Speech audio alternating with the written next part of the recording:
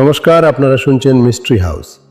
আজ শুনবেন রোয়াল্ড ডালের লেখা কাহিনী রয়্যাল জেলি। গল্পটি প্রথম প্রকাশিত হয় 1959 সালে। রোয়াল্ড ডালের গল্প যদি আপনি পড়ে থাকেন বা শুনে থাকেন, তাহলে নিশ্চয়ই জানেন উনি প্রধানত ক্যারেক্টার বেসড গল্প লেখেন। অন্তত আমার তাই লেগেছে। কিছু কাল্পনিক চরিত্রকে উনি কিছু উদ্ভট পরিস্থিতির মধ্যে ফেলে দেন, আর তারপর সেই পরিস্থিতি অনুযায়ী চরিত্রগুলো কিভাবে আচরণ করবে সেটা বর্ণনা করেন। বয়স কম হলে এই গল্পগুলো অতটা প্রভাবিত করবে না আপনাকে, কারণ চরিত্রগুলো অত্যন্ত রিয়ালিস্টিক। গল্পটি শুনে দেখুন কেমন লাগে, আর তারপর কমেন্টে জানান আপনার মতামত। শুনতে থাকুন আজকের গল্প রোয়াল্ড ডালের লেখা কাহিনী রয়্যাল জেলি। সত্যি বলছি অ্যালবার্ট, আমার খুব চিন্তা হচ্ছে। মিসেস টেলার বললেন। তিনি তাকিয়ে রইলেন বাচ্চাটার দিকে।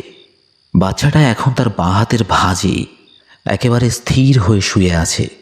আমি জানি কিছু একটা গোলমাল আছে।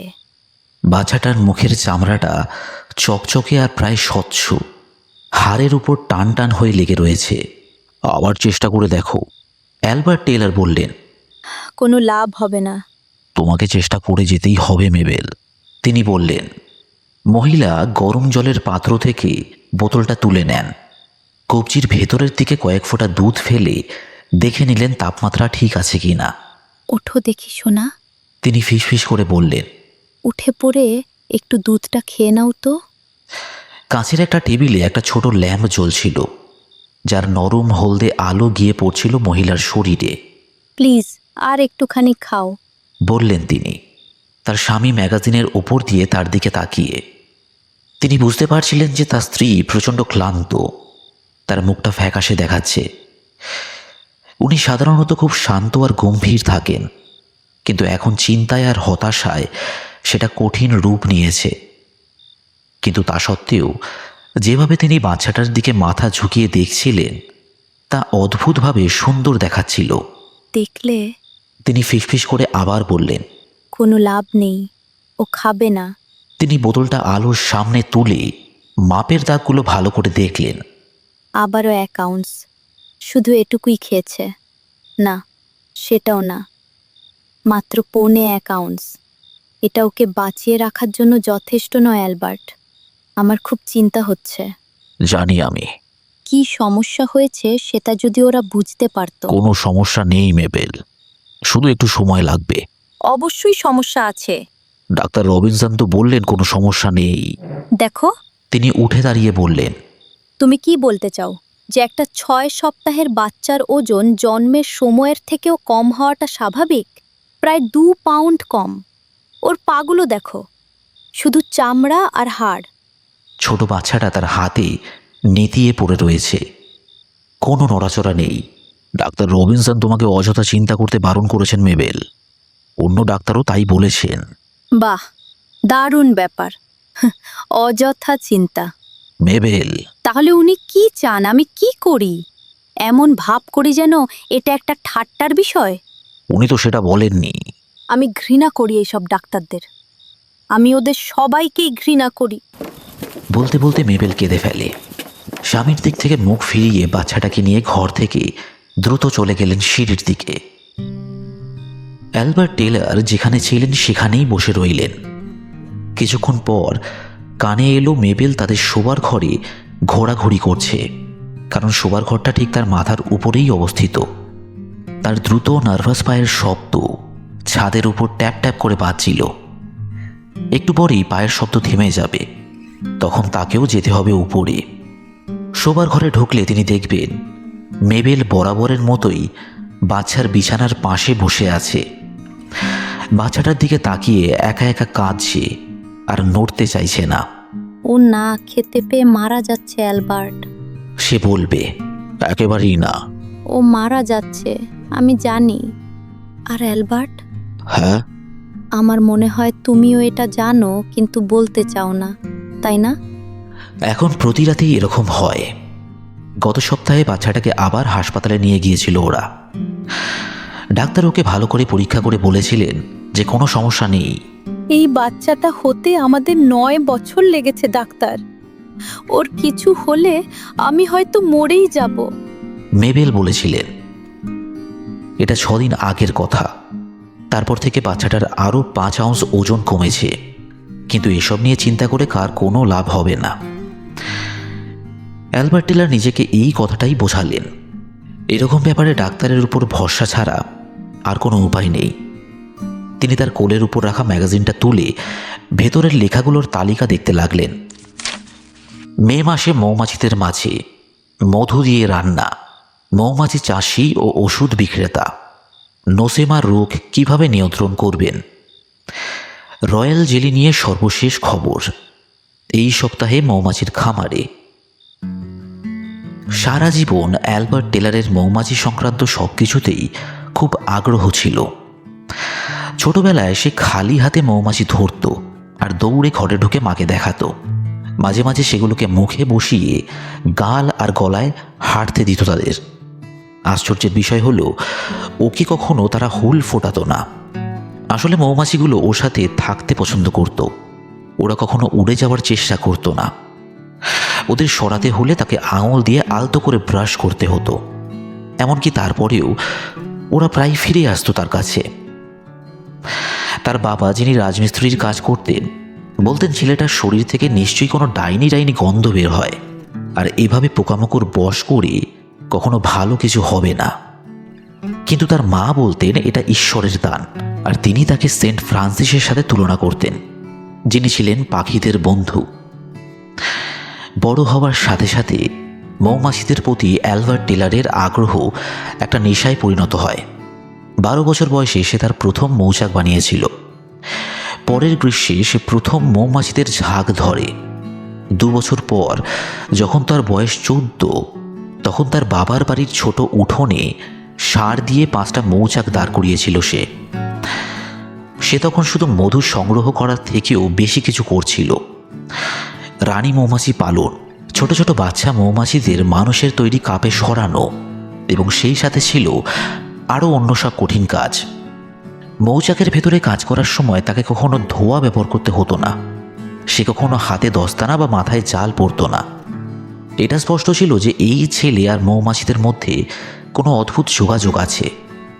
গ্রামে, দোকানে আর পাবে সবাই তাকে এক ধরনের সম্মানের দৃষ্টি নিয়ে দেখতে শুরু করে। লোকেরা তার বাড়ি আসতে শুরু করলো মধু কিনতে। 18 বছর বয়সে সে গ্রামের থেকে 1 মাইল দূরে উপত্যকার একটা চেরি বাগানের পাশে 1 একর জমি ভাড়া নেয়। সেখানে সে নিজের ব্যবসা শুরু করলো। তারপর এখন 11 বছর পর সে ওই একই জায়গাতেই রয়েছে, কিন্তু তার 1 একরের পরিবর্তে এখন তার কাছে রয়েছে 6 একর জমি। তার কাছে এখন 240টা মৌচাক আছে, আর সেই সাথে একটা ছোট বাড়ি যার নির্মাতা সে নিজেই। 20 বছর বয়সে সে বিয়ে করে। তাদের বাচ্চা হতে সময় লেগেছিল 9 বছর। সেটা বাদ দিলে তার বৈবাহিক জীবন খুবই সুখের। আসলে এই অদ্ভুত ছোট্ট মেয়েটা তাদের ঘরে জন্ম নেওয়ার পর থেকে ঠিকমতো খাওয়া দাওয়া করছে না, ফলে রোজ তার ওজন কমে চলেছে। এই একটা ভয়ের কারণ ছাড়া অ্যালবার্টের সব কিছু ভালোই চলছিল। সে ম্যাগাজিনের থেকে চোখ তুলে তার মেয়ের কথা ভাবতে লাগে। যেমন আজ সন্ধ্যায় যখন বাচ্চাটা খাওয়ার শুরুতে চোখ খুলেছিল, তখন সে ওর চোখের দিকে তাকিয়ে এমন কিছু দেখেছিল যা তাকে খুব ভয় পাইয়ে দিয়েছে। এটা ছিল এক ধরনের ঘোলাটে শূন্য দৃষ্টি, যেন মেয়েটার চোখ জোড়া তার মস্তিষ্কের সাথে যুক্তই নয়, বরং দুটো ছোট ধূসর কাচের গুলির মতো আলগাভাবে লাগানো। ডাক্তারগুলো আদৌ ঠিকঠাক কথা বলছে তো? সে একটা অ্যাশট্রে নিয়ে ধীরে ধীরে দেশলাইয়ের কাঠি দিয়ে তার পাইপটা পরিষ্কার করতে লাগলো। সে বাচ্চাটাকে অন্য কোনো হাসপাতালে নিয়ে যেতে পারে, হয়তো অক্সফোর্ডের কোনো হাসপাতালে। ওপরে গেলে হয়তো মেবেলকে এই পরামর্শটা সে দেবে। তখনও তার কানে আসছিল শোবার ঘরে মেবেল খালি পায়ে হাঁটাহাঁটি করছে। সে আবার ম্যাগাজিনের দিকে মন দেয় এবং পড়তে লাগে, নোসেমা রোগ কিভাবে নিয়ন্ত্রণ করবেন। লেখাটা শেষ করে সে পরের পাতায় যায়।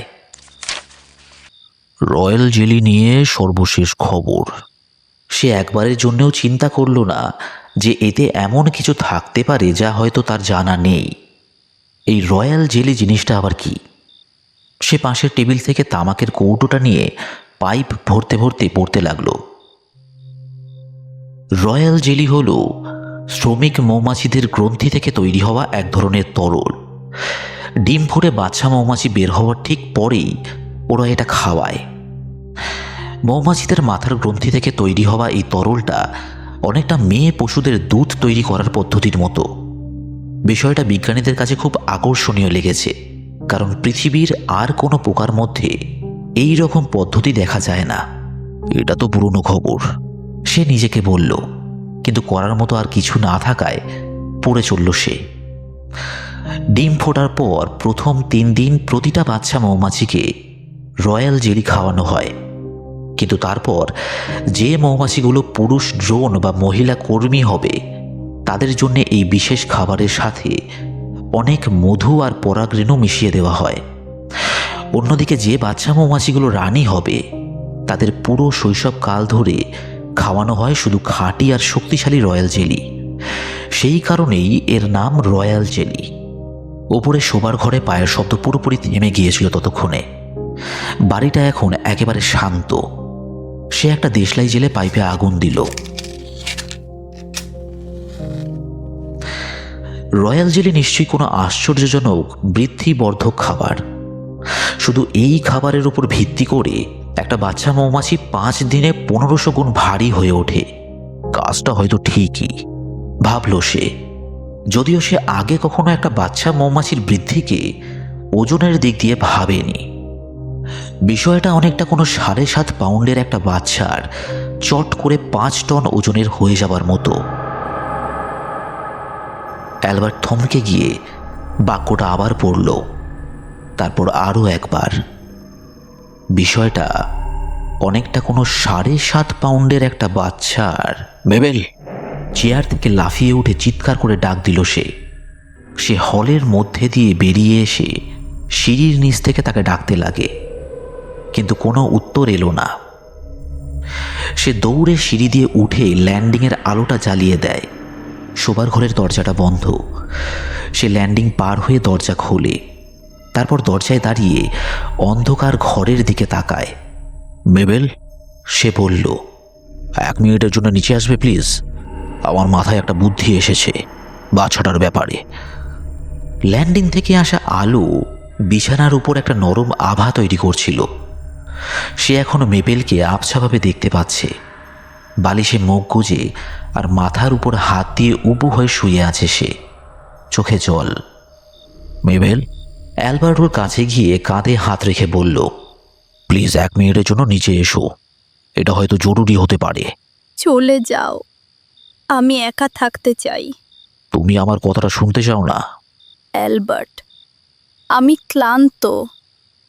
আমি এত ক্লান্ত যে আমি কি করছি নিজেই জানি না। আমি আর এভাবে চলতে পারছি না, আমার অসহ্য লাগছে। অ্যালবার্ট তার স্ত্রীর দিক থেকে মুখ ফিরিয়ে ধীরে ধীরে বাচ্চার দোলনার কাছে গিয়ে ভেতরে নজর দেয়। বাচ্চাটার মুখ দেখার জন্য যথেষ্ট আলো ছিল না, কিন্তু যখন সে ঝুঁকে কাছে গেল তখন নিঃশ্বাসের শব্দ শুনতে পেল সে, খুব হালকা এবং দ্রুত। এরপর খাওয়ানোর সময় কখন? সে জিজ্ঞেস করল। রাত 2টোয় মনে হয়। আর তারপরেরটা? সকাল 6টায়। ঠিক আছে, আমি খাইয়ে দেব, তুমি ঘুমিয়ে পড়ো। মেবেল কোনো উত্তর দিল না। বিছানায় শুয়ে সোজা ঘুমিয়ে পড়ো মেবেল, বুঝলে? আর চিন্তা করা বন্ধ করো। পরের 12 ঘন্টার জন্য পুরোপুরি দায়িত্ব আমি নিচ্ছি। এভাবে চলতে থাকলে তুমি অসুস্থ হয়ে পড়বে।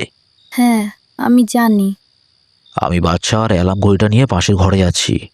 তুমি শুধু শুয়ে আরাম করো আর আমাদের কথা ভুলে যাও, ঠিক আছে?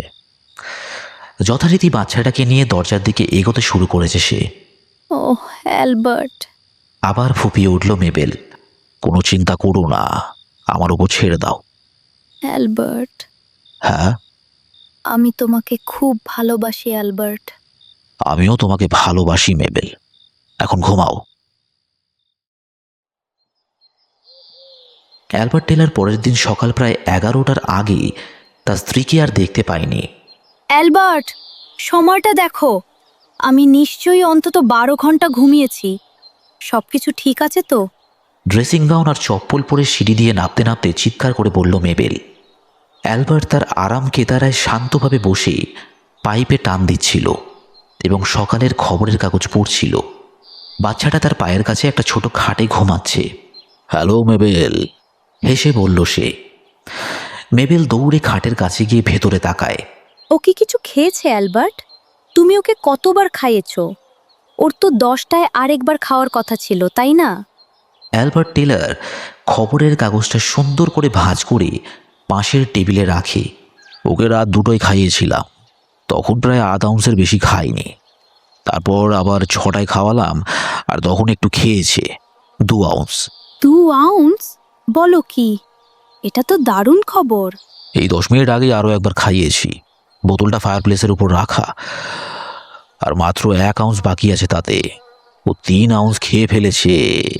গর্বে সে হাসছিল, নিজের কাজে খুব খুশি। মহিলা তাড়াতাড়ি হাঁটু গেড়ে বসে বাচ্চাটাকে ভালো করে দেখলেন। এখন বেশ তরতাজা লাগছে না ওকে? উত্তেজিতভাবে জিজ্ঞেস করলো অ্যালবার্ট। মুখটাও বেশ ফোলা লাগছে, তাই না? শুনতে অদ্ভুত লাগলেও আমারও মনে হচ্ছে সত্যিই লাগছে। ওহ অ্যালবার্ট, তুমি অসাধারণ। এটা কিভাবে করলে? ধীরে ধীরে ও ভালো হয়ে উঠছে, এছাড়া আর কিছুই নয়। ডাক্তার যেমন বলেছিলেন, ও ধীরে ধীরে সুস্থ হচ্ছে। আমি ঈশ্বরের কাছে প্রার্থনা করি যেন তোমার কথাই ঠিক হয় অ্যালবার্ট। অবশ্যই আমি ঠিক। এখন থেকে তুমি শুধু ওর উন্নতি দেখবে। মেবেল স্নেহের সাথে বাচ্চাটার দিকে তাকিয়েছিল। তোমাকেও এখন বেশ ভালো লাগছে মেবেল। হ্যাঁ, আমারও নিজেকে খুব ভালো মনে হচ্ছে। আর কাল রাতের জন্য দুঃখিত। চলো, এবার থেকে কাজটা এভাবেই করা যাক। এখন থেকে রাতের বেলায় খাওয়ানোর দায়িত্ব আমার, আর তুমি দেখবে দিনের বেলাটা। সে খাটের উপর দিয়ে স্বামীর দিকে ভুরু কুঁচকে তাকায়। না না, এমনটা ঠিক দেখায় না। আমি চাই না তুমি দুশ্চিন্তায় অসুস্থ হয়ে পড়ো মেবেল। কিছু হবে না। ঘুমানোর পর এখন আমার বেশ ভালো লাগছে। দেখো, আমার মনে হয় কাজটা ভাগাভাগি করে নেওয়াই অনেক ভালো। না অ্যালবার্ট, এটা আমার কাজ, আর আমিই করব। কাল রাতের মতো ওরম কিছু আর হবে না। খানিকক্ষণ দুজনেই চুপ। অ্যালবার্ট টেলর মুখ থেকে পাইপটা বের করে কাঠের নকশার দিকে তাকায়। ঠিক আছে, তাহলে আমি শুধু কঠিন কাজগুলোতে সাহায্য করব। বোতল জীবাণুমুক্ত করা, খাবার মেশানো আর সব কিছু তৈরি করার কাজটা আমি করব। এতে তোমার একটু সাহায্য হবে, তাই না? মেবেল ওর দিকে মন দিয়ে তাকিয়ে থাকে। দেখো মেবেল, আমি ভাবছিলাম হ্যাঁ বলো। যে কাল রাতের আগে পর্যন্ত আমি এই বাচ্চাটার জন্য একটাও কাজ করিনি। এটা সত্যি নয়। হ্যাঁ, এটাই সত্যি। তাই আমি ঠিক করেছি এখন থেকে আমি আমার ভাগের কাজটা করব। খাবার মেশানো আর বোতল ধোয়া মোছার কাজটা আমিই করব, ঠিক আছে? কি ভালো গো তুমি। কিন্তু আমার সত্যিই মনে হয় না এর কোনো দরকার আছে। আহা, আমাদের এই সৌভাগ্যটা নষ্ট করো না। শেষ 3বার আমি খাইয়েছি, আর দেখো তার ফলাফল। পরের বার খাওয়ানোর সময় কখন? 2টোই তো। হ্যাঁ। সব কিছু মিশিয়ে তৈরি করা আছে। সময় হলে তোমাকে শুধু প্যান্ট্রিতে গিয়ে ওটা নিয়ে একটু গরম করে নিতে হবে। মেবেল উঠে দাঁড়িয়ে তার কাছে গিয়ে গালে চুমু খায়। তুমি একজন খুব ভালো মানুষ। আমি তোমাকে দিন দিন আরো বেশি ভালোবেসে চলেছি।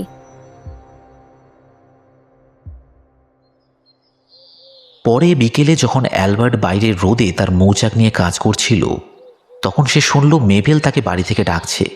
অ্যালবার্ট! সে চিৎকার করে বলল।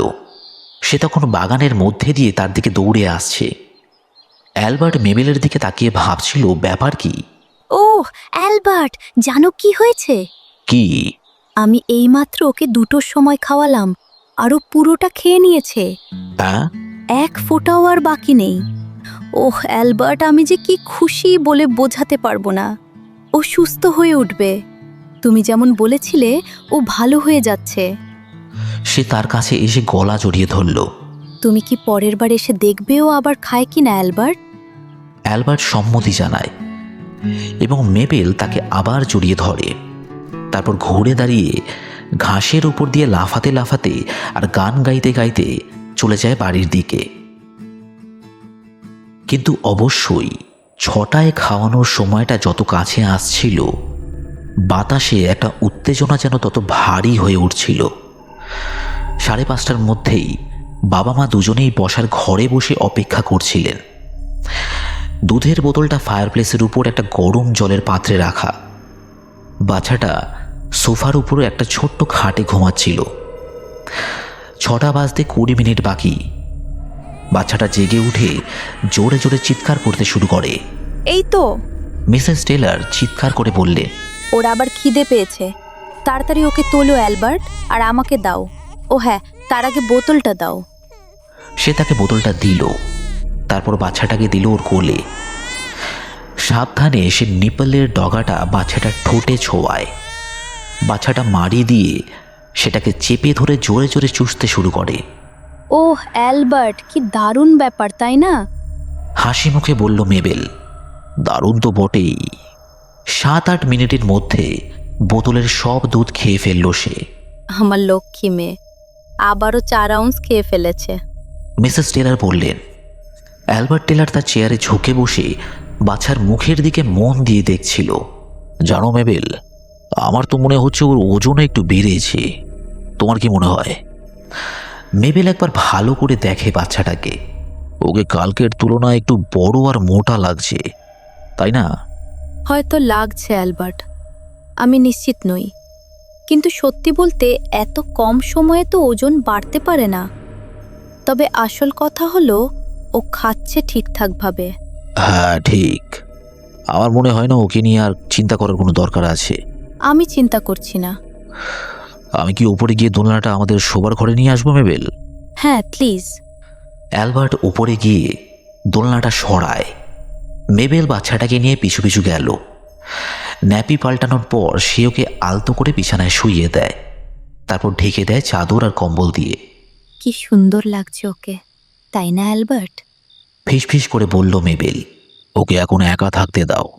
চলো নিচে গিয়ে আমাদের জন্য রাতের খাবার বানাই, আমরা দুজনেই এটার যোগ্য। খাওয়া শেষ করে দুজনে বসার ঘরে তাদের আরাম কেতারা এসে বসল। অ্যালবার্টের হাতে ছিল তার ম্যাগাজিন আর পাইপ, আর মেবেল তখন সেলাইয়ের কাজ করছিল। কিন্তু দৃশ্য ছিল আগের রাতের থেকে একেবারে আলাদা। হঠাৎ করে ওদের সব চিন্তা উধাও হয়ে গিয়েছিল। মিসেস টেলরের সুন্দর ডিম্বাকৃতি মুখটা জল জল করছিল খুশিতে। তার গাল দুটো গোলাপি, চোখ দুটো ঝকঝকে, আর ঠোঁটে ছিল নির্মল সুখের একটা স্বপ্নালু হাসি। মাঝে মাঝে সে তার সেলাই থামিয়ে চোখ তুলে স্বামীর দিকে ভালোবাসার দৃষ্টি নিয়ে তাকাচ্ছিল। কখনো কখনো সে কয়েক সেকেন্ডের জন্য কাজ থামিয়ে চুপ করে বসে ছাদের দিকে তাকিয়ে শোনার চেষ্টা করত উপর থেকে কোনো কান্নার শব্দ আসছে কিনা। কিন্তু সব কিছুই ছিল শান্ত। অ্যালবার্ট, কিছুক্ষণ পর সে বলল, হ্যাঁ বলো। কাল রাতে তুমি শোবার ঘরে কি বলার জন্য এসেছিলে? তুমি বলেছিলে বাচ্চাটার জন্য তোমার মাথায় একটা বুদ্ধি এসেছে। অ্যালবার্ট টেলর ম্যাগাজিনটা কোল থেকে নামিয়ে তার দিকে একটা লম্বা ধূর্ত দৃষ্টি নিয়ে তাকায়। এমন কিছু বলেছিলাম নাকি? হ্যাঁ। অ্যালবার্টের উত্তরের জন্য মেবেল অপেক্ষা করে, কিন্তু অ্যালবার্ট আর কিছু বলল না। ব্যাপারটা কি? মেবেল জিজ্ঞেস করল, ওভাবে হাসছো কেন? এটা একটা মজার ব্যাপার, বলল অ্যালবার্ট। আমাকেও বলো। আমি নিশ্চিত নই এটা আমার বলা উচিত কিনা। তুমি হয়তো বিশ্বাস করবে না।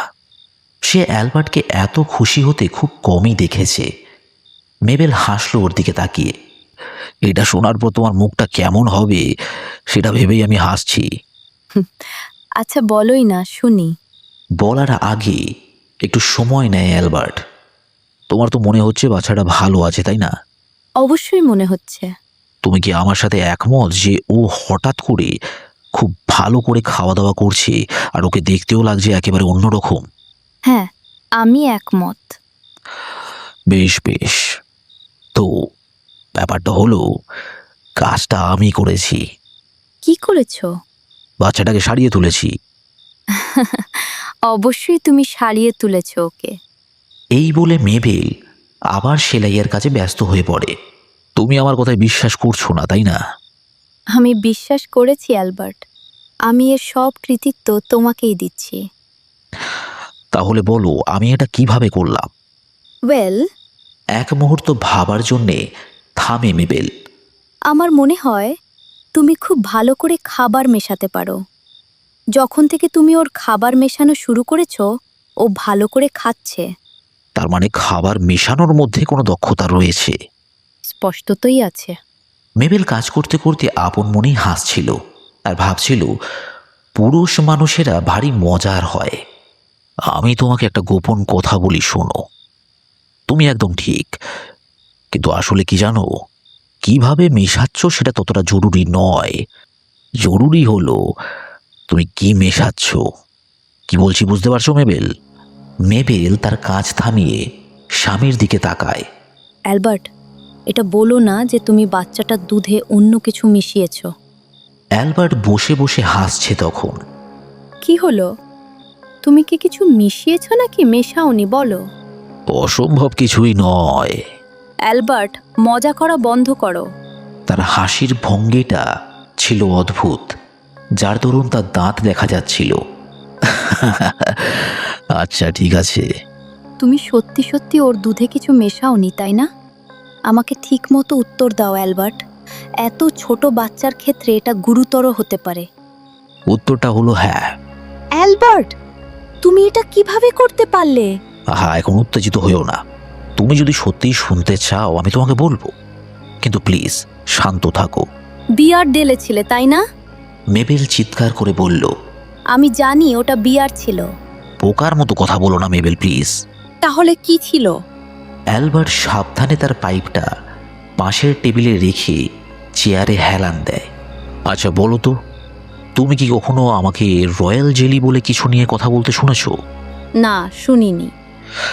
সেটা একটা জাদু, খাঁটি জাদু। আর কাল রাতে আমার হঠাৎ মনে হলো যদি আমি এর কিছুটা বাচ্চাটার দুধে মিশিয়ে দিই। তোমার সাহস কি করে হয়? মেবেল, তুমি তো এখনো জানোই না এটা কি। আমার জানার দরকার নেই এটা কি। তুমি এত ছোট বাচ্চার দুধে এরকম অদ্ভুত জিনিস মেশাতে পারো না? তুমি নিশ্চয়ই পাগল হয়ে গেছো। এটা পুরোপুরি নিরাপদ মেবেল, না হলে আমি এটা করতাম না। এটা আসে মৌমাছি থেকে। আমার আগেই বোঝা উচিত ছিল। এটার যা দাম তাতে প্রায় কেউই কিনতে পারে না, আর যখন কিনি তখন বড় জোর 1 ফোঁটা। আর তুমি আমাদের বাচ্চাকে কতটুকু দিয়েছো? সেটাই তো আসল কথা, এখানেই তফাৎ। আমার মনে হয় আমাদের বাচ্চা শুধু শেষ 4 বারের খাওয়ায় পৃথিবীর অন্য যে কোনো মানুষের চেয়ে প্রায় 50 গুণ বেশি রয়্যাল জেলি খেয়েছে। কি বুঝলে? অ্যালবার্ট, ইয়ার কি মেরো না। আমি দিব্যি খেয়ে বলছি এটাই সত্যি, সে গর্বের সাথে বলল। মেবেল তার দিকে তাকিয়ে বসে রইল। ওর কপালে ভাঁজ, মুখটা সামান্য খোলা। তুমি কি জানো এই জিনিসটার আসল দাম কত মেবেল? আমেরিকায় একটা জায়গা আছে যারা এটা এখন 1 পাউন্ড বিক্রি করছে প্রায় $500। $500। এটা সোনার দামের থেকেও বেশি, জানো? মেবেল বুঝতে পারছিল না অ্যালবার্ট কি বলছে। আমি প্রমাণ করে দিচ্ছি, বলল অ্যালবার্ট। সে লাফিয়ে উঠে বড় বইয়ের আলমারির কাছে চলে যায়, যেখানে সে মৌমাছি সংক্রান্ত সব বই আর ম্যাগাজিন রাখত। উপরের তাকে আমেরিকান বি জার্নালের পুরনো সংখ্যাগুলো অন্য মৌমাছির ম্যাগাজিনের পাশে রাখা ছিল। সে সর্বশেষ আমেরিকান বি জার্নালটা নামিয়ে শেষের দিকে ছোট বিজ্ঞাপনের একটা পাতা খুলল। এটা দেখো, যেমনটা আমি বলছিলাম, আমরা রয়্যাল জেলি বিক্রি করি $880 1 পাউন্ড জার, পাইকারি হিসেবে। অ্যালবার্ট ম্যাগাজিনটা মেবেলকে দিল যাতে সে নিজে পড়তে পারে। এবার নিশ্চয়ই বিশ্বাস হলো তোমার? এটা নিউ ইয়র্কের একটা আসল দোকান মেবেল, এখানে তাই লেখা আছে। এখানে কিন্তু এটা লেখা নেই যে তুমি এটা একটা নবজাতকের দুধে মেশাতে পারো। আমি জানি না তোমার মাথায় কি ঢুকেছে অ্যালবার্ট, আমি সত্যিই জানি না। এতে তো ও সেরে উঠছে, তাই না? আমি আর এখন অতটা নিশ্চিত নই। এত বোকার মতো কথা বলো না মেবেল, তুমি জানো এটা কাজে দিচ্ছে। তাহলে অন্য লোকেরা তাদের বাচ্চাদের নিয়ে এটা করেনি কেন? আমি তো তোমাকে বললাম এটা খুব দামি। পৃথিবীর প্রায় কেউই শুধু খাবার জন্য রয়্যাল জেলি কিনতে পারে না, হয়তো কিছু কোটিপতি ছাড়া। যারা কেনে তারা হলো বড় বড় কোম্পানি, যারা মহিলাদের ফেস ক্রিম বা ওই সব জিনিস বানায়। ওরা এটা একটা চমক হিসেবে ব্যবহার করে। ওরা একটা বড় ফেস ক্রিমের জারে সামান্য একটু মেশায়, আর সেটা খুব ভালো দামে বিক্রি করে। তারা দাবি করে যে ক্রিমটা নাকি বলিরেখা দূর করে দিতে পারে। আর তাদের দাবিটা কি সত্যি? সেটা আমি কি করে জানবো মেবেল? যাই হোক, সে তার চেয়ারে ফিরে গিয়ে বলল, সেটা আসল কথা নয়। আসল কথা হলো এটা আমাদের ছোট্ট বাচ্চাটার জন্যে মাত্র কয়েক ঘন্টায় এত ভালো কাজ করেছে যে আমার মনে হয় আমাদের ওকে এটা দিয়ে যাওয়া উচিত। এখন বাধা দিও না মেবেল, আমাকে শেষ করতে দাও। বাইরে 240টা মৌচাক আছে আমার, আর আমি যদি তার মধ্যে 100টা রয়্যাল জেলি তৈরি করার জন্য ব্যবহার করি, তাহলে আমরা ওকে যতটা দরকার ততটা দিতে পারবো। অ্যালবার্ট, বড় বড় চোখে কঠিন গলায় বলল মেবেল, তোমার কি মাথা খারাপ হয়েছে? শুধু আমার কথাটা শোনো প্লিজ। আমি কোনোভাবেই এটা করতে দেব না তোমাকে। তুমি আমার বাচ্চাকে ওই জঘন্য জেলির আর এক ফোঁটাও দেবে না, বুঝতে পেরেছো? আরে মেবেল, আর তাছাড়া গত বছর আমাদের মধু উৎপাদনও খুব কম হয়েছিল। তুমি যদি এখন ওই মৌচাকগুলো নিয়ে ঘাটাঘাটি করো, কে জানে কি হতে পারে। আমার মৌচাকগুলোতে কোনো সমস্যা নেই মেবেল। তুমি খুব ভালো করেই জানো আমরা গত বছর স্বাভাবিকের চেয়ে অর্ধেক মধু পেয়েছি। দয়া করে আমার জন্য একটা কাজ করতে পারবে? আমাকে এই জিনিসটার কিছু আশ্চর্যজনক গুণের কথা ব্যাখ্যা করতে দাও। তুমি তো আমাকে এখনো এটাই বলনি যে জিনিসটা আসলে কি। ঠিক আছে মেবেল, আমি সেটাও বলবো। তুমি শুনবে তো? আমাকে এটা ব্যাখ্যা করার একটা সুযোগ দেবে? মেবেল দীর্ঘশ্বাস ফেলে আবার সেলাইয়ের কাজ শুরু করে। হ্যাঁ বলো, আমি শুনছি। অ্যালবার্ট একটু থামে। কিভাবে শুরু করবে তা নিয়ে নিশ্চিত হতে পারছিল না। যে মৌমাছি পালন সম্পর্কে কিছুই জানে না, তাকে এরকম একটা বিষয় বোঝানো বেশ কঠিন। তুমি তো জানো, প্রত্যেক মৌমাছির ঝাঁকে শুধু একজন রানী থাকে। হ্যাঁ আর এই রানী সব ডিম পাড়ে।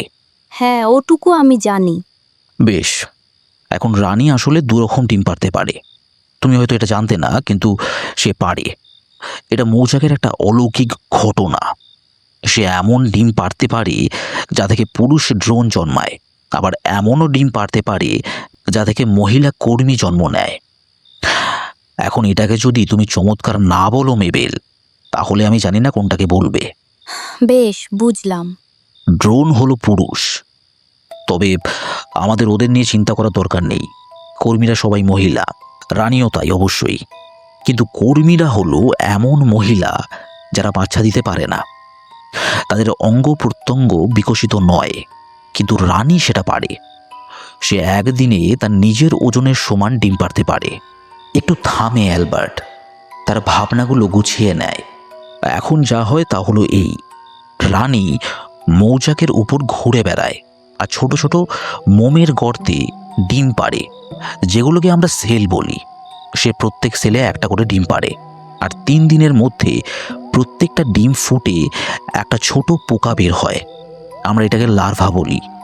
এখন এই বাচ্চা মৌমাছিটা বের হওয়ার সাথে সাথেই নার্স মৌমাছিরা, মানে যারা অল্প বয়সী কর্মী, সবাই ওকে ঘিরে ধরে পাগলের মতো খাওয়াতে শুরু করে। আর জানো ওরা ওকে কি খাওয়ায়? Royal jelly. মেবেল ধৈর্য ধরে উত্তর দিল, সঠিক, ওরা ঠিক এটাই খাওয়ায়। ওরা তাদের মাথায় একটা গ্রন্থিতে এই জিনিসটা তৈরি করে আর সেলে পাম্প করে বাচ্চা মৌমাছিটাকে খাওয়াতে শুরু করে। আর তারপর কি হয় জানো? সে নাটকীয়ভাবে থামল, তার ছোট জল ভরা ধূসর চোখ দিয়ে তাকিয়ে রইল মেবেলের দিকে। তারপর সে ধীরে ধীরে তার চেয়ারে ঘুরে আগের রাতে পড়া ম্যাগাজিনটা হাতে তুলে নেয়। তুমি জানতে চাও তারপর কি হয়? সে তার ঠোঁট ভিজিয়ে জিজ্ঞেস করল। হ্যাঁ, আমি তো আর অপেক্ষাই করতে পারছি না। Royal jelly. সে জোরে জোরে পড়ল। নিশ্চয়ই কোনো আশ্চর্যজনক বৃদ্ধিবর্ধক খাবার, কারণ শুধু এই খাবারের উপর ভিত্তি করে বাচ্চা মৌমাছি 5 দিনে 1500 গুণ ভারী হয়ে ওঠে। কত গুণ? 1500 গুণ মেবেল। আর তুমি জানো মানুষের সাথে তুলনা করলে এর মানে কি হয়? এর মানে হলো, সে তার কণ্ঠস্বর নামিয়ে ঝুঁকে তার ছোট ফ্যাকাশে চোখ দিয়ে মেবেলের দিকে তাকিয়ে বলল, এর মানে হলো 5 দিনে 7.5 পাউন্ড ওজনের একটা বাচ্চা 5 টনের হয়ে যাবে। মেবেল আবার নিজের কাজ থামিয়ে দেয়। এখন তুমি এটাকে আক্ষরিক করতে নিও না মেবেল, এটা জাস্ট একটা সায়েন্টিফিক এক্সপ্লেনেশন, আর কিছু না। বেশ অ্যালবার্ট, বাকিটা বলো। এখন যা বললাম সেটা ছিল গল্পের অর্ধেকটা, আরও আছে। আমি তো তোমাকে রয়্যাল জেলির আসল আশ্চর্যজনক ব্যাপারটা এখনো বলিনি। আমি এখন তোমাকে দেখাবো কিভাবে এটা একটা সাধারণ নিষ্প্রভ কর্মী মৌমাছিকে, যার প্রায় কোনো প্রজনন অঙ্গ নেই, তাকে একটা বড় সুন্দর ফার্টাইল রানীতে পরিণত করতে পারে। তুমি কি এটাই বলতে চাইছো যে আমাদের বাচ্চা নিষ্প্রভ আর সাধারণ? তীক্ষ্ণভাবে জিজ্ঞেস করলো মেবেল। এখন আমার কথার উল্টো মানে বের করো না মেবেল, প্লিজ। শুধু শোনো, তুমি কি জানতে যে রানী মৌমাছি আর কর্মী মৌমাছি দুজনেই একই ধরনের ডিম থেকে বের হয়?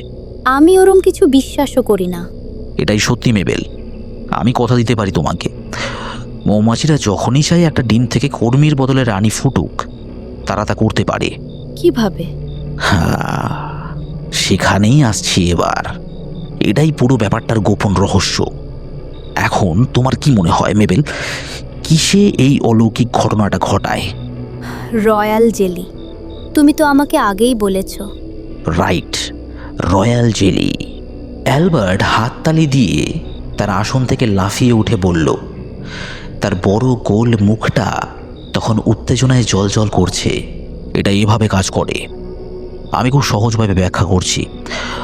মৌমাছিরা নতুন একটা রানী চায়, তাই তারা একটা অতিরিক্ত বড় সেল তৈরি করে, যেটাকে আমরা কুইন সেল বলি।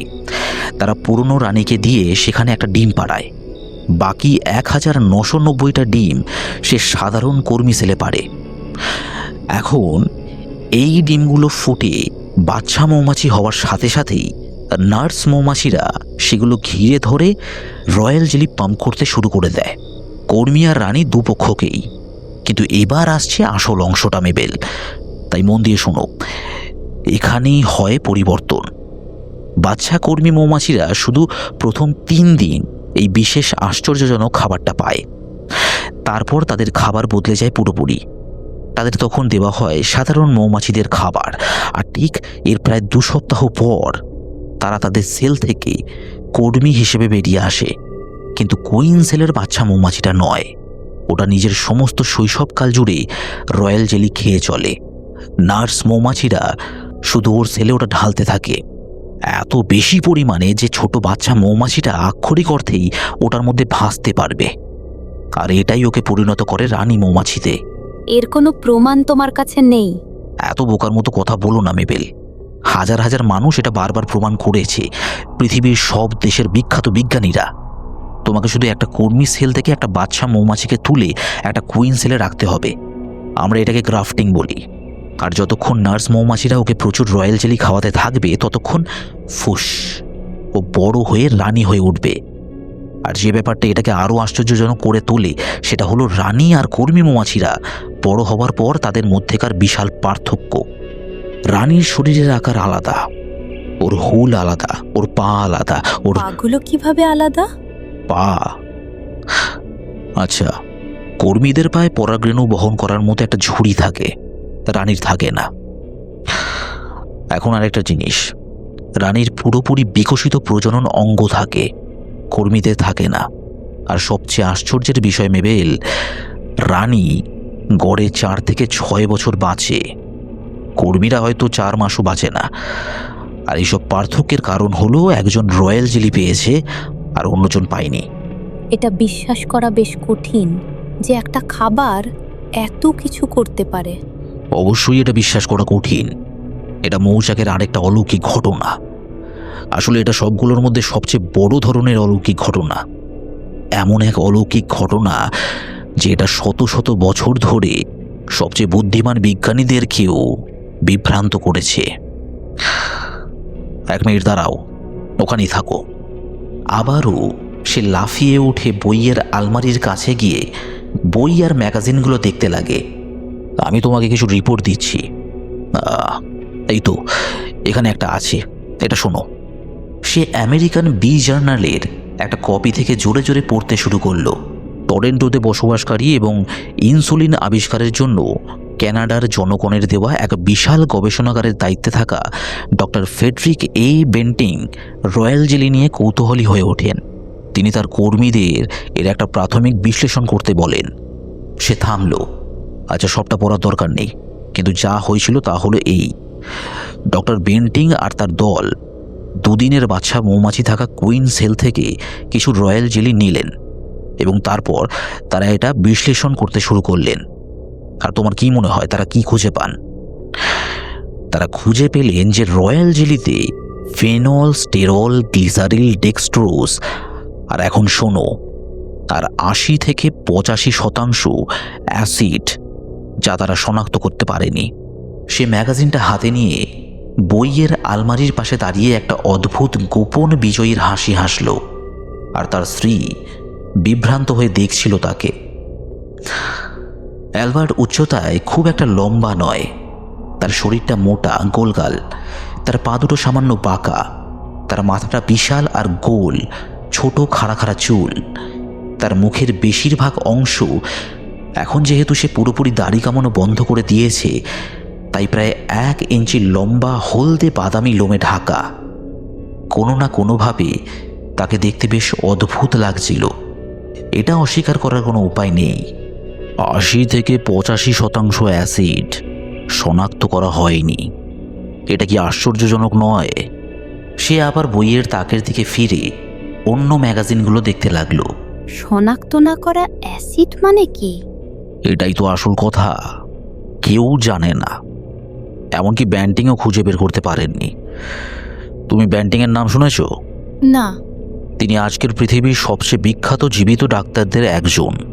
এখন অ্যালবার্টকে বইয়ের আলমারির সামনে তার খাড়া চুল, লোমশ মুখ এবং গোলগাল শরীর নিয়ে ঘোরাঘুরি করতে দেখে মেবেলের হঠাৎ যেন মনে হলো কোনো এক অদ্ভুত উপায়ে এই লোকটাকে অনেকটা মৌমাছির মতো দেখতে লাগছে। আর ব্যান্টিং কি কখনো এটা খাওয়ার চেষ্টা করেছিলেন? মেবেল জিজ্ঞেস করল। অবশ্যই তিনি এটা খাননি মেবেল, তার কাছে অতটা ছিল না, এটা খুব মূল্যবান। তুমি একটা জিনিস জানো, তোমাকে দেখতেও খানিকটা মৌমাছির মতোই লাগছে। অ্যালবার্ট ঘুরে তাকায় তার দিকে। আমার মনে হয় এটা বেশিরভাগই তোমার দাড়ির জন্য। আমি সত্যিই চাই তুমি এটা কামিয়ে ফেলো।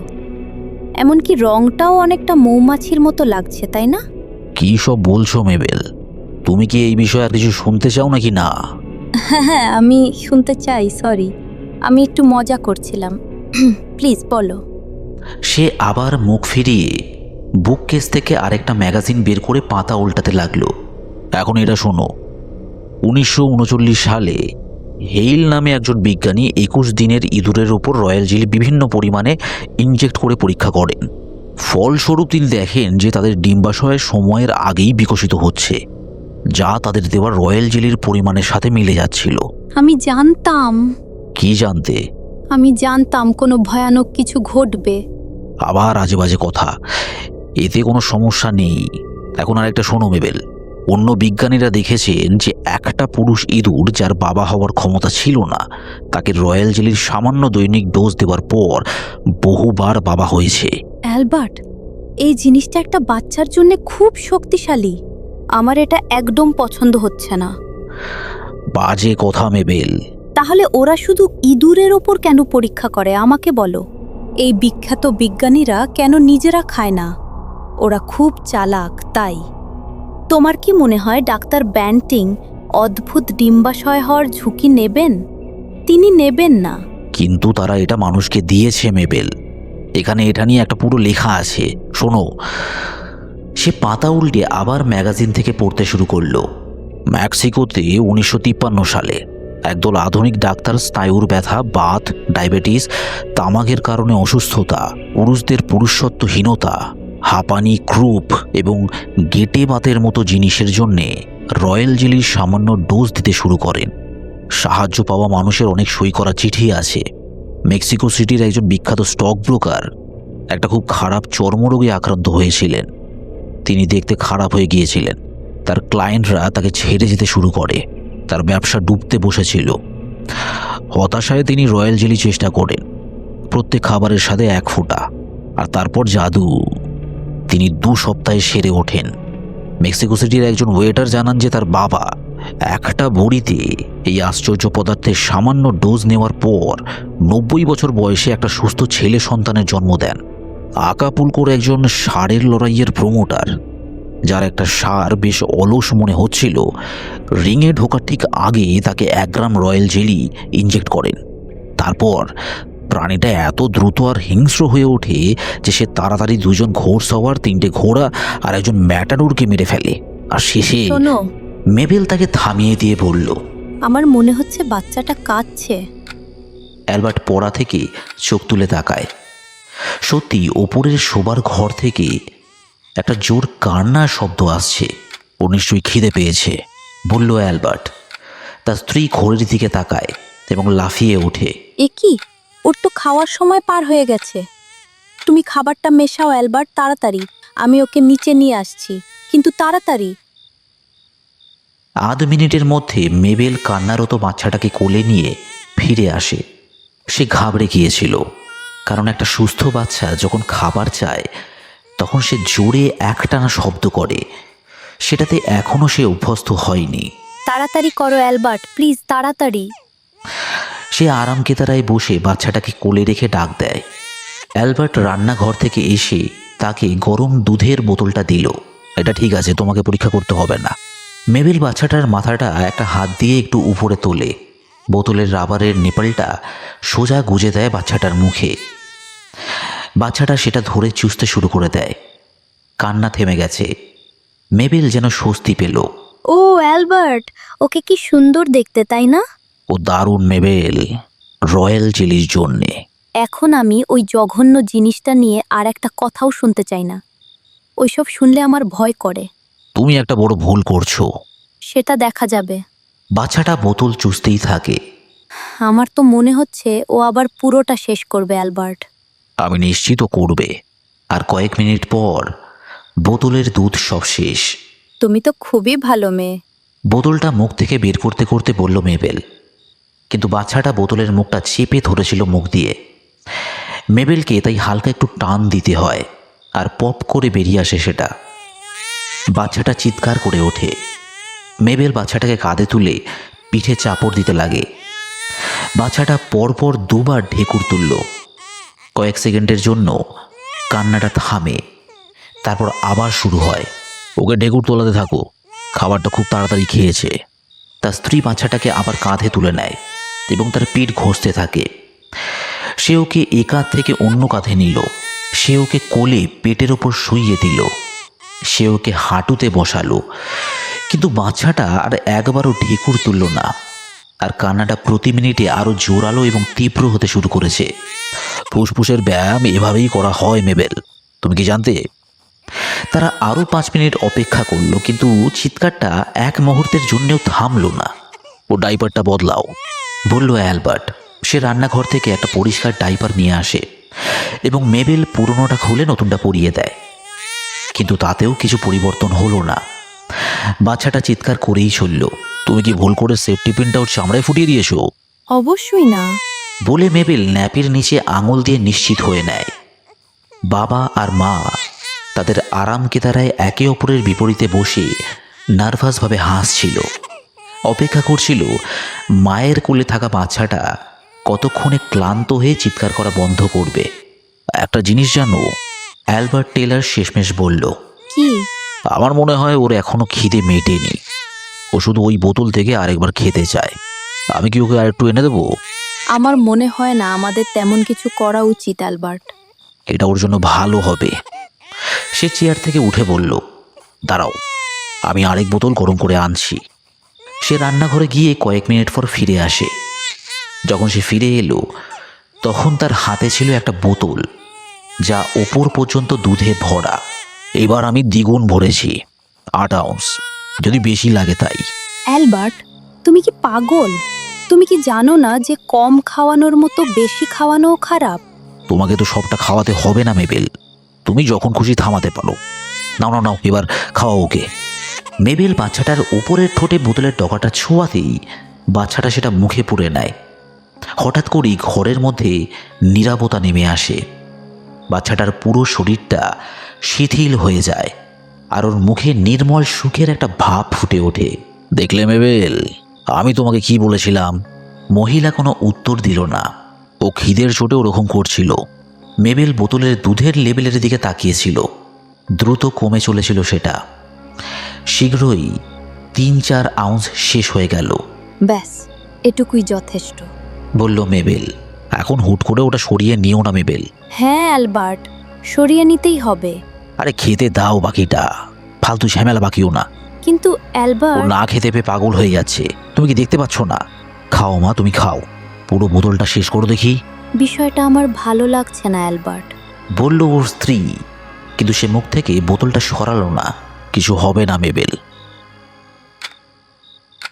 5 মিনিট পর বোতলটা খালি হয়ে যায়। ধীরে ধীরে মিসেস টেলার সরিয়ে নেয় সেটা। আর এবার বাচ্চাটা কোনো রকম অভিযোগ করলো না, কোনো শব্দও হলো না। সে শান্তভাবে মায়ের কোলে শুয়ে রইল। তার চোখ দুটো খুশিতে ঘোলাটে, মুখটা আধ খোলা, ঠোঁটে দুধ লেগে। 12 আউন্স মেবেল, স্বাভাবিকের তুলনায় 3 গুণ বেশি। এ এক আশ্চর্যজনক ঘটনা। মহিলা বাচ্চাটার দিকেই তাকিয়েছিল। এখন আবার সেই পুরনো চিন্তিত কঠিন চেহারার ভাবটা ধীরে ধীরে ফিরে আসছিল তার মুখে। তোমার আবার কি হলো? জিজ্ঞেস করে অ্যালবার্ট। এটা নিয়ে আবার চিন্তায় পড়লে নাকি?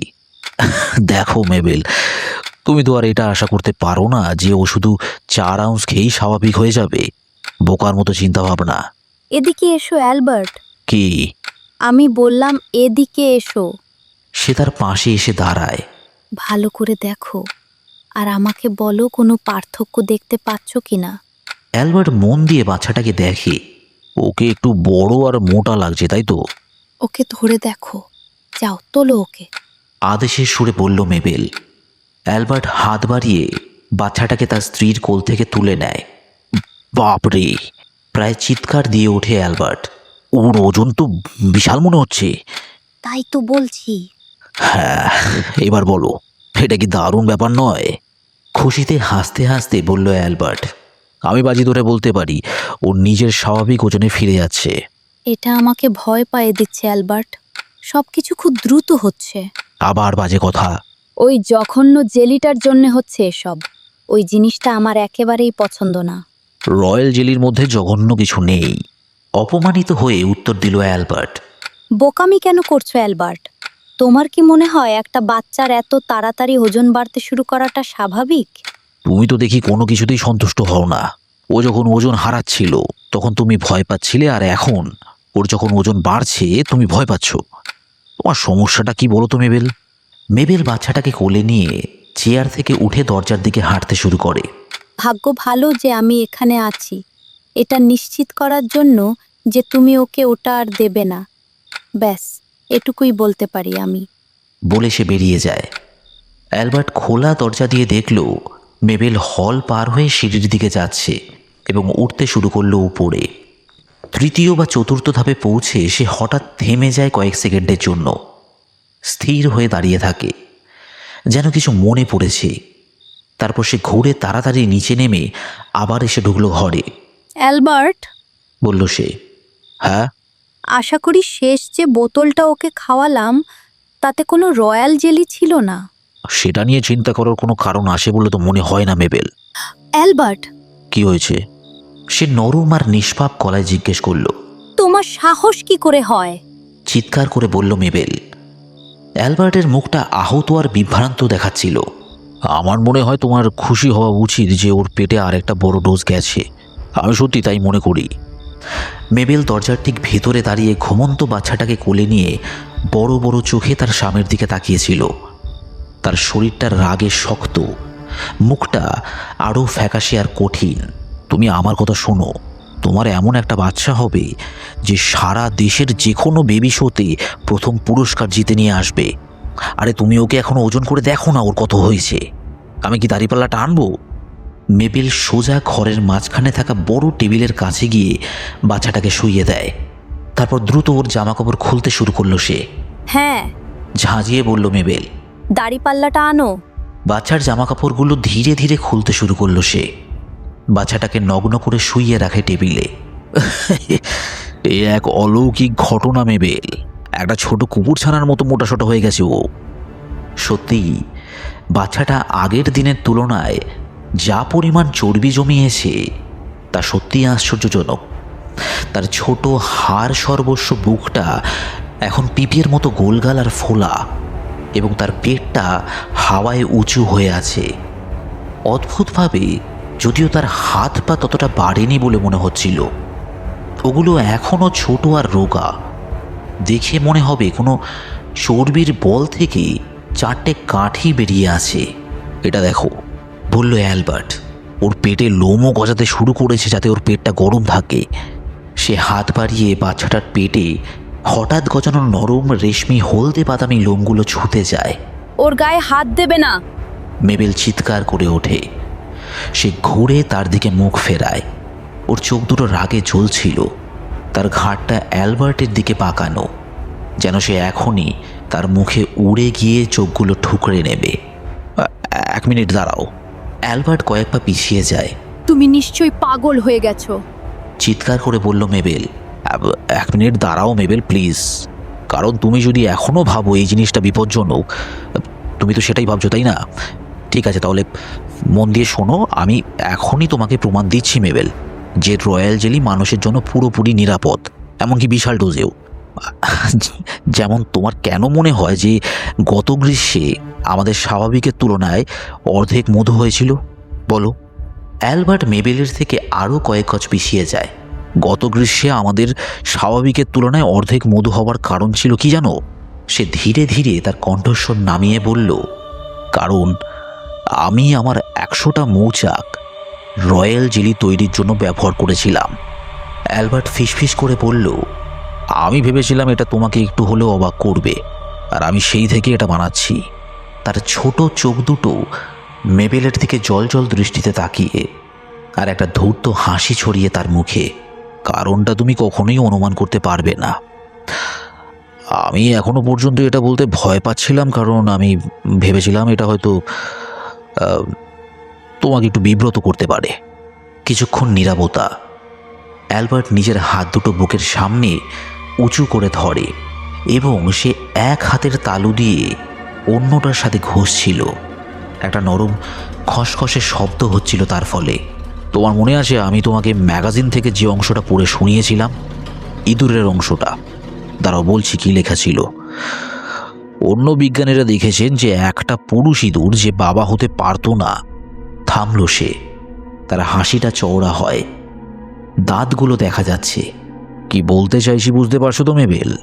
মেবেল তখনও পুরোপুরি স্থির, শুধু হাঁ করে তাকিয়ে রয়েছে অ্যালবার্টের দিকে। আমি যেদিন প্রথম এই লেখাটা পড়েছিলাম মেবেল, চেয়ার থেকে লাফিয়ে উঠেছিলাম। নিজেকে বলেছিলাম, যদি এটা একটা সাধারণ ইঁদুরের উপর কাজ করতে পারে, তাহলে পৃথিবীতে এমন কোনো কারণ নেই যে এটা অ্যালবার্ট টেলরের উপর কাজ করবে না। সে আবার থামল, একটা কান এগিয়ে দিল তার স্ত্রীর দিকে, কোনো উত্তরের আশায়। কিন্তু মেবেল কিছু বলল না। আর আরেকটা কথা, জিনিসটা আমার এতটাই ভালো লেগেছিল মেবেল, যে তুমি আমাকে সুখবরটা দেওয়ার পরেও আমি ওটা সেবন করা ছাড়তে পারলাম না। সম্ভবত গত 12 মাসে আমি নিশ্চয়ই বালতি বালতি রয়্যাল জেলি গিলেছি। মেবেল বিস্ফারিত এবং আতঙ্কিত চোখজোড়া নিয়ে ধীরে ধীরে লোকটার মুখ আর গলার দিকে নজর ফেরায়। তার গলায় কোনো চামড়া দেখা যাচ্ছিল না, এমনকি তার কানের নিচের দিকেও না। সমস্তটা সেই ছোট রেশমি হলদে কালো লোমে ঢাকা।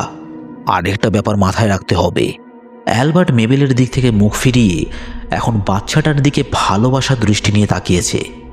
এটা আমার মতো একজন প্রাপ্তবয়স্ক মানুষের চেয়ে একটা ছোট বাচ্চার উপর অনেক ভালোভাবে কাজ করবে। ওর দিকে একবার তাকালেই তুমি সেটা বুঝতে পারবে, তাই নয় কি? মহিলার চোখ ধীরে ধীরে নিচে নেমে বাচ্চাটার দিকে যায়। বাচ্চাটা টেবিলে নগ্ন হয়ে শুয়ে, মোটা আর সাদা বর্ণের, নড়াচড়া করছিল না, যেন একটা বিশাল আকৃতির শুয়োপোকা যে নিজের লার্ভা দশার প্রায় শেষের দিকে, এবং খুব শীঘ্রই পোকাটা নিজের চোয়াল আর ডানা নিয়ে পৃথিবীতে বেরিয়ে আসবে। তুমি ওকে ঢেকে দাও মেবেল, বলল অ্যালবার্ট। আমি চাই না আমাদের ছোট্ট রানীর ঠান্ডা লেগে যাক।